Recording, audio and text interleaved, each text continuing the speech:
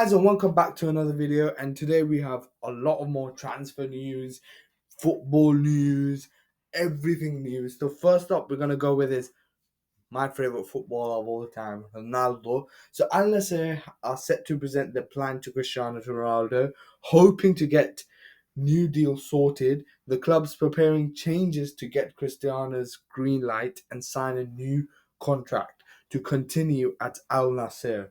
They also are trying to get players like Luis Diaz, David Hanko, a world class midfielder, and they have a lot of more targets on them. And obviously, Ronaldo is the main key thing right now. Obviously, we were hearing that obviously a post came out for Ronaldo. Is this the end or this what? People say apparently he might leave, go to Sporting, maybe to Chelsea. Let's see. If we get him, I'll be gassed because I think for a year the impact he will have will be quite good in my opinion. Obviously, you want not a long term. We have to get another big striker like a Osimhen. Maybe Tony could still be an option. Isaac, like Man City have a Haaland.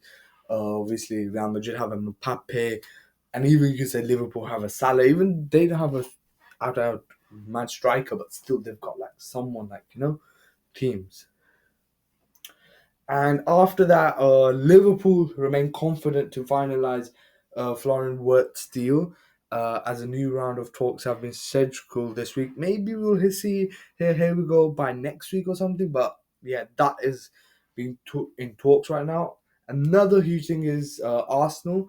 That they are they are advancing the negotiation for the forward Benjamin Sesko from RB Leipzig. They're saying everything is going very well, it's proceeding very well, and no agreement has been done yet, but it is being expected that this week or something it will be, yeah. But the talks are advancing and everything is looking good, and it looks like that most likely Sesko will go to Arsenal. I saw a bit stats, I saw the player. I think he's a good player. Will he be the fit? Will he be the answer to Arsenal?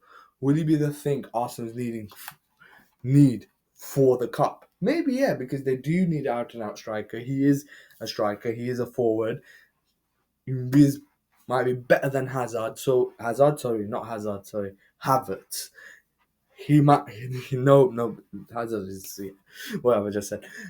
Better than Havertz to go on top and play. So obviously we have to see, and obviously Arsenal try to get a few other players trying to build up the midfield, trying to strengthen their wing side as well, and trying to strengthen the team, and that's what they need. So I think if they get Cisco, it will be a good deal. And I think they got Zupermendi as well recently. They were talks or something. So yeah, if these two deals so far are going solid for them, and they have to because Man City's already there's so many Man City news that are upcoming, and Liverpool is already smashing as well. Frimpong, Wirtz, and I think one more else and few they are linked with as well.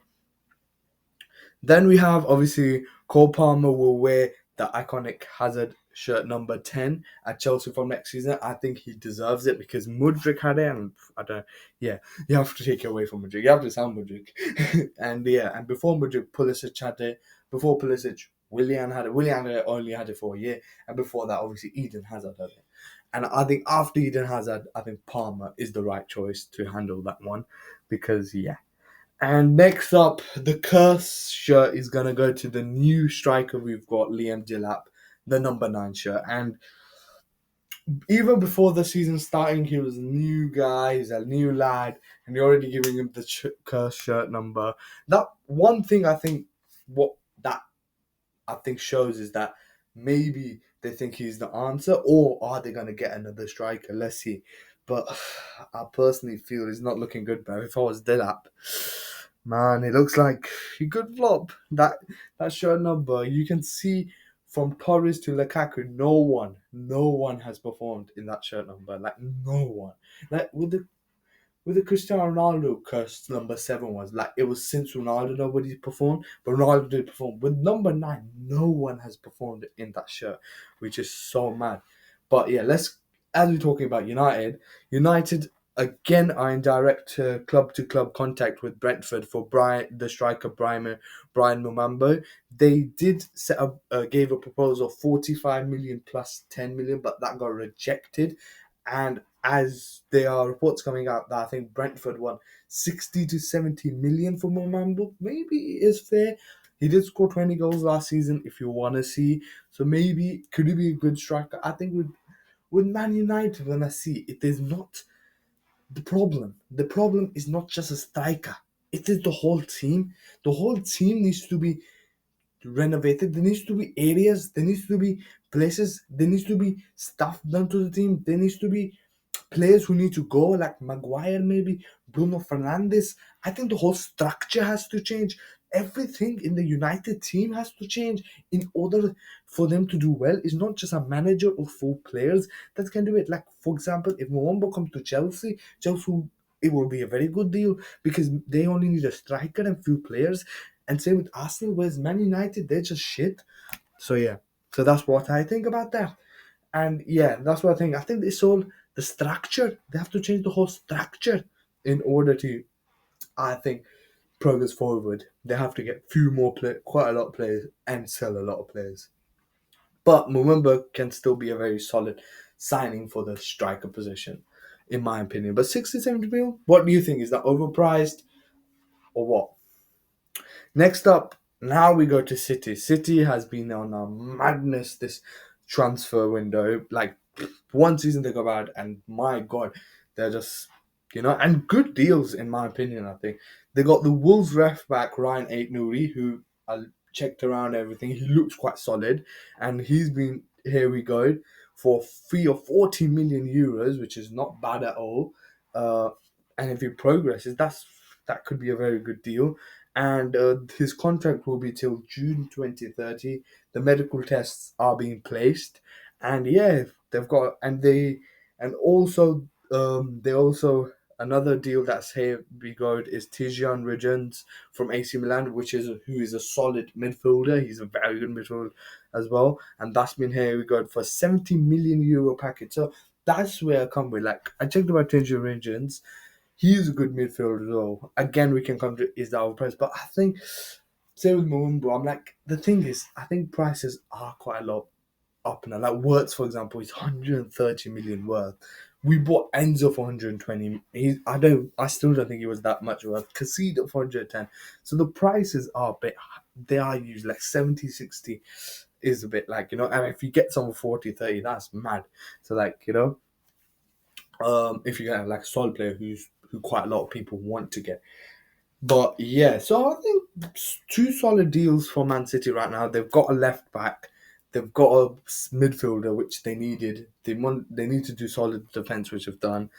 They've got a midfielder, and now they are also in talks with the Lyon attacking midfielder Ryan Cherki, and that deal is being discussed. I think that is the next. Here we go. We're gonna hear from Man City, and also then they also have a target on Tino Livramento from Newcastle, that who is a fullback as well.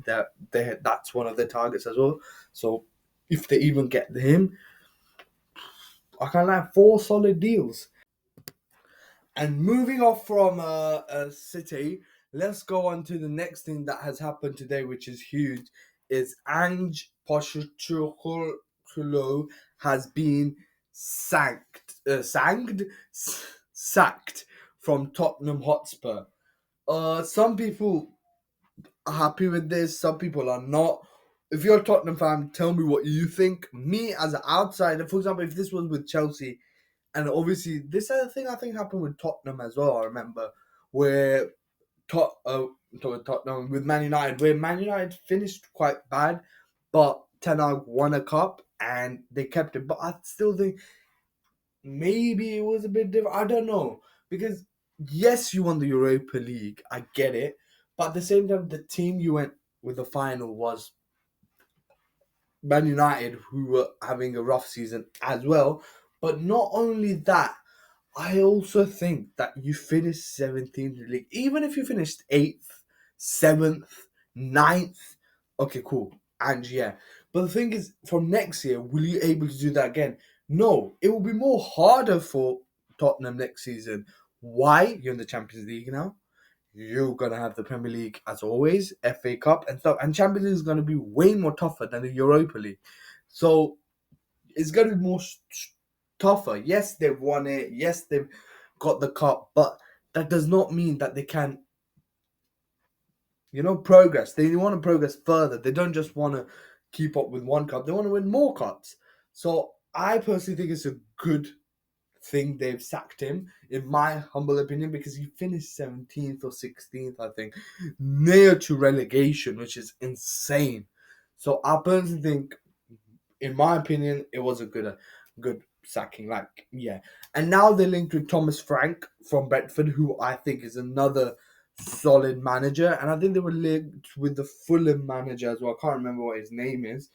Uh Fulham manager Marco Silva, yeah. And they were linked with Marco Silva from Fulham.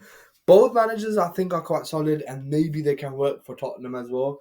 And yeah, and we have to see what happens. If Thomas Frank comes in, it could be good. And let's see how Tottenham goes. So these were all the newses.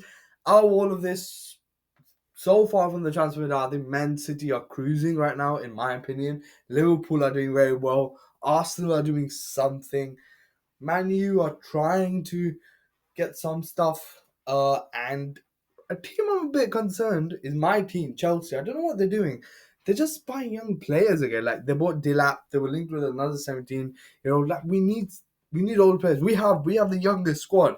We don't need more players. Like we have so many players who can play in the future. We need players to build the squad right now. We need a striker, an out and out striker, a solid one. And I think I was looking at apparently Donnarumma, PSG are gonna let Donnarumma go for 40 million. I was like, some people say, oh, there you go, he's gonna go to City. I hope so not, because it's gonna be sad, man. Because City already have a sick what do you say, sick goalkeeper in Henderson, and I don't think they're gonna just let Henderson go out like this, bro. He's still 31. That's what I was checking what age. He's 31, so he can still play for 2 more years a year. So I don't think they're gonna go for him. Maybe United could go, but another team that could go is Chelsea, because Sanchez. I was saying, if we were gonna go for someone like my man, I was like, there's no point. Just keep Sanchez for till January and then see. If he doesn't do well, then we will see. Because by the end of the season, he's getting slightly better, but still, I get it. But if Donnarumma is on sale, I personally do like Donnarumma. And actually, just before in this Champions League run, he's been good, and like just right now, he's started to get better. So I don't know why PSG want to sell him. I'm a bit. Maybe. Obviously, they want the manager knows what he's doing. The team knows what they're doing. They just want the UCL. So let's see. But if Donnarumma, Chelsea, I will say 40 million for him is a bargain. Rather than spending 10 mil on my nan, I would rather say spend 40 million on Donnarumma, or 20 million. I think it was like they want 30, 20 million, but Chelsea wants to pay 10. But rather than spending 30, 20, I will rather you spend 40 million on Donnarumma. But rather than spending any money on them, please get a striker for the goodness of sake. But that was it for today's video. I'll see you in the next one. And for now, peace.